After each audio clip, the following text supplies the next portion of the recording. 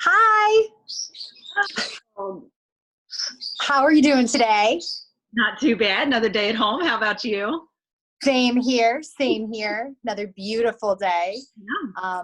I know the weather is starting to get nice, I think. Hopefully for good this time, fingers crossed. Maybe. And as the weather is starting to break and we want to spend more time outside, I started to think of some different activities to do outside. And one of the ones that came to mind was doing a backyard BioBlitz.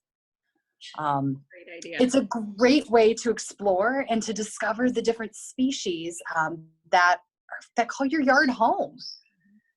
So a BioBlitz is a period of time where people are out surveying an area, any area. It could be a park, it could be a yard, it could be the whole state, it could be the whole world, and trying to find and record every species that lives there. And I love BioBlitzes because you don't need a ton of tools to do them. You really only need your eyes and a way to record what you find. So pen, pencil, paper. Sometimes I like to do mine in crayon because it's fun. Color code the different things I find. If I find an orange flower, I write it down in an orange crayon. Always fun to do.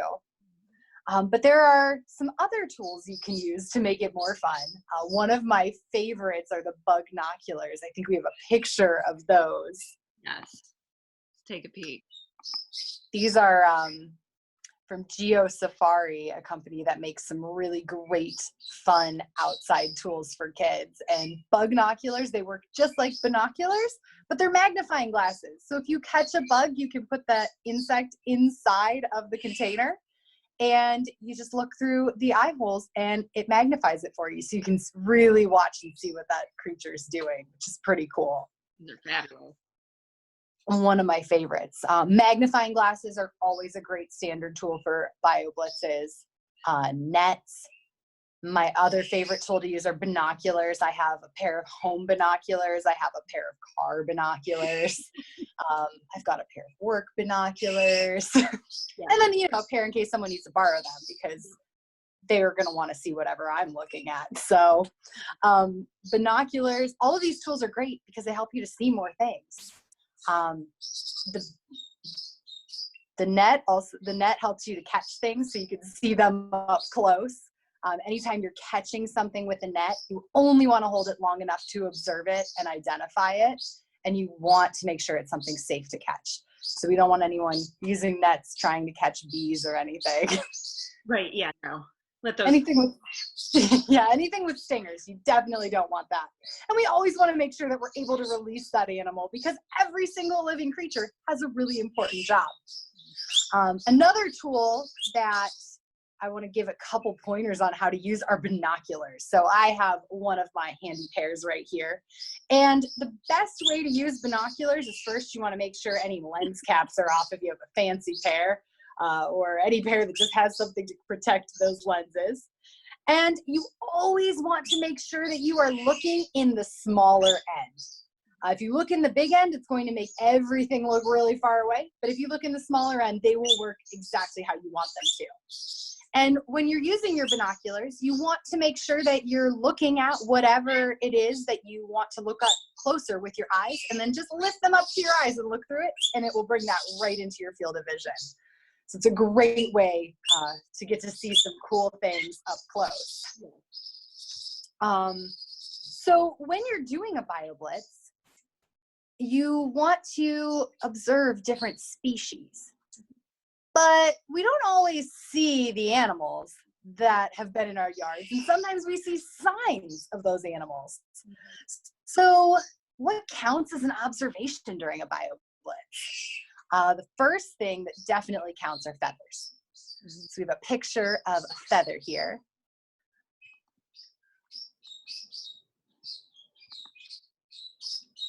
So not all feathers are going to be able to tell you right away by looking at it what kind of bird that it's from. This one is really easy because we don't have a lot of birds in Ohio that are bright blue. So it narrows it down really quickly. This is a feather from a blue jay. So if you found this in your yard, you know that a blue jay's been there and he's left a feather there for you. You move on to the next picture to see another sign of wildlife. This is one of my favorites to find. So you're looking at the kind of gray pile of fluff and bones that doesn't look really appetizing. That's an owl pellet. So owls are nocturnal. They're awake when we're asleep, and they have amazing camouflage. So we don't get to see them very often. But we can find signs of owls like these pellets. So pellets are the part of any animal that the owl cannot digest. They cough this up, and it's fur and bones and feathers. So you could dig through this to find some other animals that the owl ate, but by finding a pellet, you know that you had an owl in your yard, which is pretty cool. Definitely. The puzzle. Yeah, absolutely. We'll move on to the next picture. You can identify footprints. Different animals have different shaped feet. So their prints and the tracks that they leave can help you figure out what's been there. If you have a muddy patch, that's always a great place to look for those tracks. These are raccoon prints. So we know that a raccoon had been over here. Their tracks always look like little hands, which is pretty cool. And then we'll move on to our last picture. So this one is one of my favorites this time of year. This bird is a yellow-bellied sapsucker. They don't live around here all year long. They really just pass through. But they leave a really distinct sign on trees that we can see. They always drill their holes in lines. And then they move down to the lower line. The reason they do that is they drill that hole and sap comes out of the tree and it catches bugs in it. So it's kind of like a nice sugary sweet bug candy when they come back up to get their food. So you can count any of these things as observations. You can also if you find scat, if you find skull, if you find antlers, anything that you find that is a sign that an animal has been there, you can use that as an observation. Now, one of my favorite tools to use for a BioBlitz is something called iNaturalist. iNaturalist is an amazing app, and it is free, that you completely free to use. You can use it on your phone or you can use it on your computer. So you have a video to show you what iNaturalist is, and then we'll talk a little bit more about how to use it. Naturalist is a social network where anyone can record and share their photographs of living things. When you share a photograph on iNaturalist, it becomes more than just a picture. It becomes an observation. It's a record of an organism in a place at a time. Each observation is shared with a global community of naturalists, where it can be identified, discussed, and used to give us a greater understanding of life on Earth. Wherever you are, biodiversity is there too. Get out and observe it. So iNaturalist is a fabulous tool. You can use it to capture any type of living creature. It can be plants, it can be a fungus, it can be an animal, it can be birds, insects, anything. If you take a picture or make an observation using it, your information that you're collecting goes out to help scientists, which is really cool. It's worldwide. They just hit over 25 million observations, which is so cool. So many different species all around the world. Now, iNaturalist is super easy to use. And we have a video to show you how to use your phone to make an observation with iNaturalist.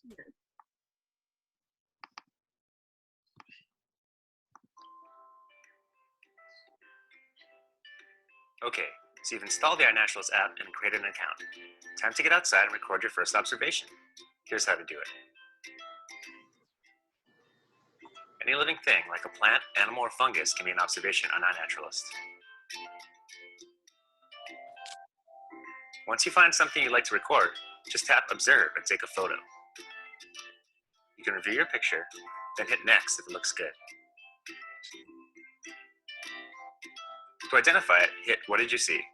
If you have an internet connection, iNaturalist will suggest 10 visually similar species and often a common ancestor.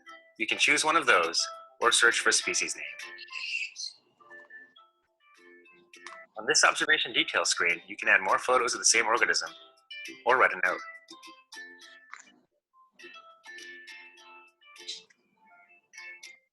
The date, time, and location have been automatically added.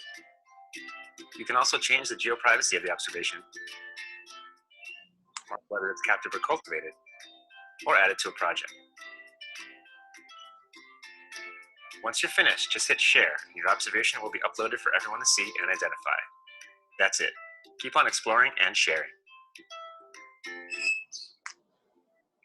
So I love the app because I am not super technologically savvy. So the app is really easy and straightforward to use. Yeah. I also love that I always have my phone with me. So I always have this tool right there. And I could use it to record anything that I find that I think is really cool. Or if I don't know what something is, I can use it to help learn how to identify it. Because every single observation that you put into iNaturalist, it goes out and people are able to verify that that is what you saw. And the people making these observations are usually expert. So they're the ones who definitely know what it is. And sometimes they'll give you some really cool information about those different species that you're finding. Now, not everyone wants to use their phone or have their phone full of pictures of different animals, and you can absolutely use a camera. If you're really good at nature photography like Amanda is, you maybe took a picture of something really cool and you want to share that on iNaturalist, but it's not on your phone. So you can upload your observations to iNaturalist through the internet. And there's another video that will show you the very simple way how to do that as well. Right in your browser. Very simple. You have to give it a little more information, but. A short video showing you how to add a single observation to iNaturalist via a browser, using this photograph as an example. First, from anywhere on iNaturalist, I'm going to hover over my screen name in the upper right-hand corner and select Add under Observations. This is the Add Observation screen. On the left, I can add taxonomic information, enter the date and time of my observation, and write any notes I want to share. In the middle here is where I can input location information, and on the right, I can add photos and sounds as evidence of my observation. First, I'm going to click Choose Files and search for the photo on my hard drive.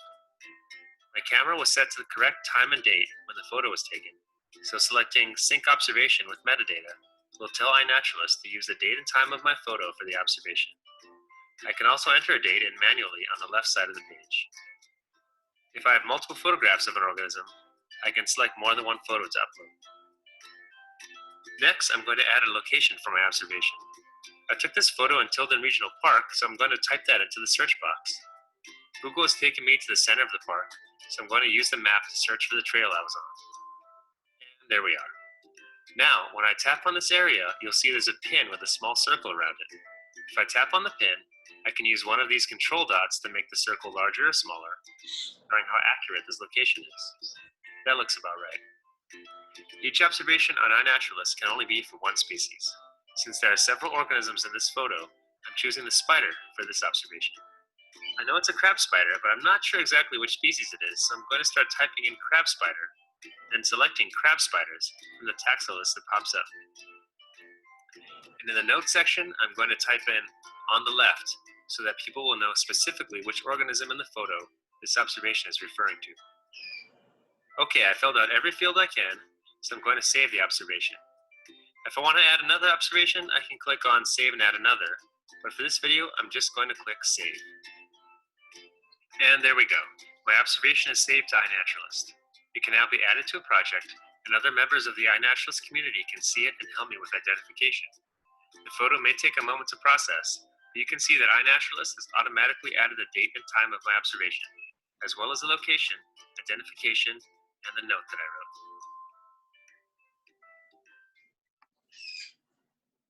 So I think that it is just one of the best tools out there. And the California Academy of Sciences, when they developed this tool, they were really onto something that was going to be very, very user-friendly. And when you're identifying something where he said that he was typing in that it was a crab spider, you can have a very, very basic idea of what it is. The number of times that I found something and typed in fungus, and then they've narrowed it down to the exact species. has been amazing. So even if you have no idea what it is, someone out there is going to be able to help you.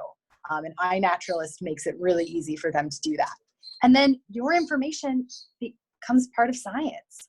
Every observation can become verified, and scientists can use it. Scientists from around the world can use it. They can create lots of different projects. Anyone can create projects. One of my favorites, kind of weird, is called Never Home Alone. And people take pictures of different living things they find in their house.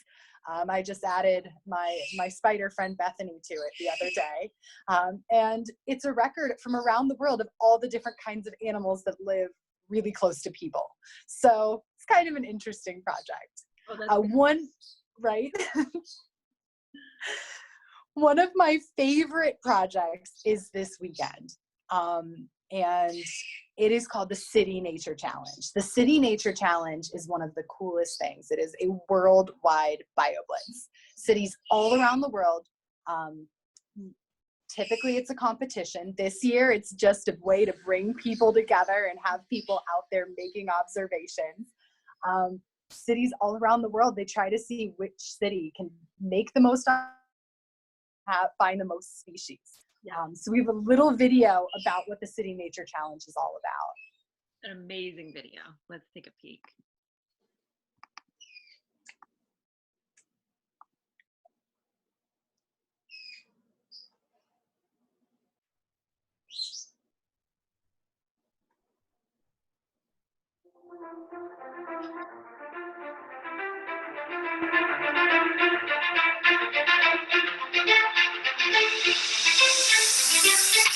Welcome to the 2020 City Nature Challenge. Our focus as we celebrate Earth Day's 50th anniversary with the world community. Now more than ever, we need to study nature in cities around the globe.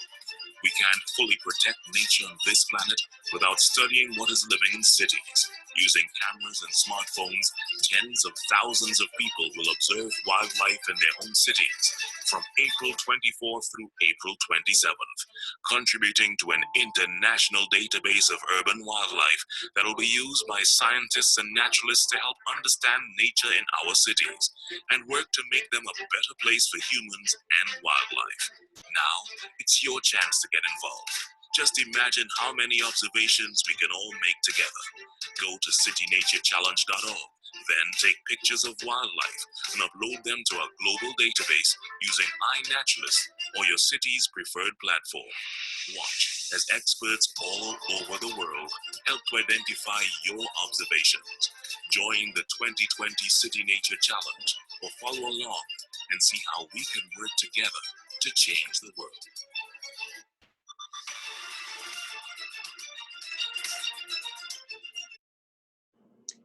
So it's amazing. It's such a cool project for people all over the world to be involved in. This is our third or fourth year involved in it with Stark Parks. And today's task that I'm going to give you is a simple one. I want you to go outside and explore.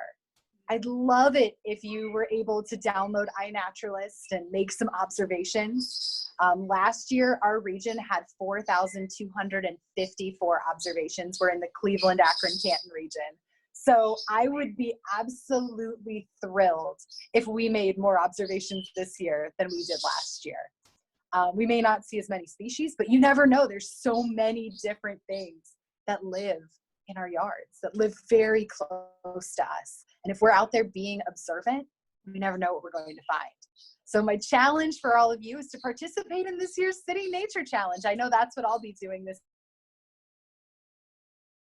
People who live in my apartment complex might wonder what I'm doing out there with magnifying glasses and taking pictures of everything I see, but I'll tell them about it and invite them to do it too. So.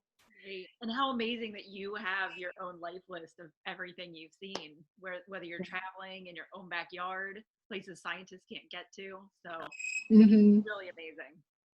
Absolutely. So please participate and try out iNaturalist. Yes. And we will see you for watching. And thank you, Amanda. Thank you for having me. Thank you. We'll see y'all later.